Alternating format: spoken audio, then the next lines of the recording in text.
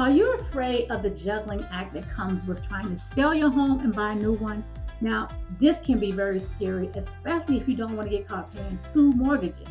I have three options that I'm going to share with you. I'll share them with my clients. They've used them, and I'm quite sure that you can use them too.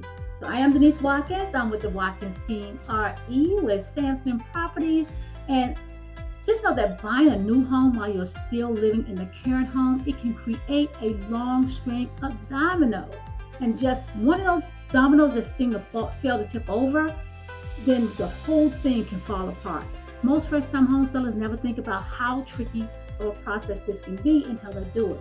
So I am going to walk you through the entire process to ensure that all the pieces come together easily for you.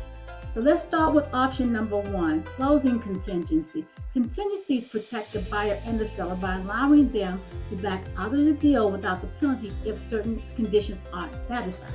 So they are common in real estate transactions. Most homes are sold on a contingency. So in this case, you will put an offer on your new home, but you will only be obligated to buy it if someone else buys your current home. So in essence, if the buyer falls through, then you reserve the right to back out of the new home's contract as well.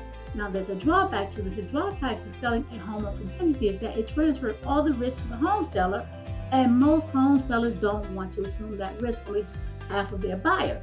So this is especially true if you're trying to sell a home in a really competitive market.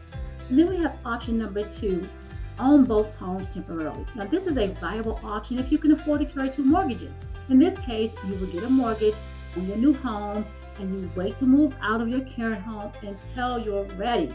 Now, this process is helpful when your new home needs major renovations, but you don't want to move until the renovations are complete. It's also helpful when you're turning your own home into an investment property and you're planning to rent it out after you've moved into your new home.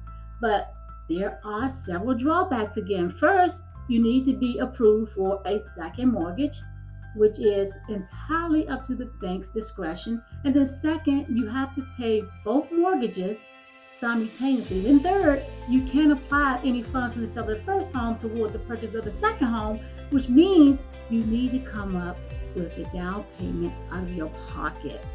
And then we have option number three, rent back your home. Now, most home sellers are unaware that they can stay in their current home after it sells by renting it back from the buyers. Yep, this is called a rent back deal. So in this case, you will get all your proceeds from the sale without having to move, which gives you both the time and the money to purchase your new home. Now, of course, the big drawback is that it transfers the risk to the buyers, and most buyers are hesitant to take the risk of renting their new home and prolong their own move-in date. But the option is highly selected, it's especially if it's a short term. Okay, so these are just a few options, and we can go on a little deeper, but I highly recommend that you get a copy of my guide on buying and selling a house simultaneously. Again, buying a home when you have a home to sell can be a tricky business. I've seen transactions where 4 families are all buying and selling contingently, which creates a really, really long string of dominoes. It takes skills and experience to organize a transaction like that. Trust me, it's an art form, and it needs to be done by an experienced real estate agent who can guide you through that process. I am Denise Watkins, your local real estate agent with the Watkins team, RE at Samson Properties. If you've been thinking about making a move, I can help you with that.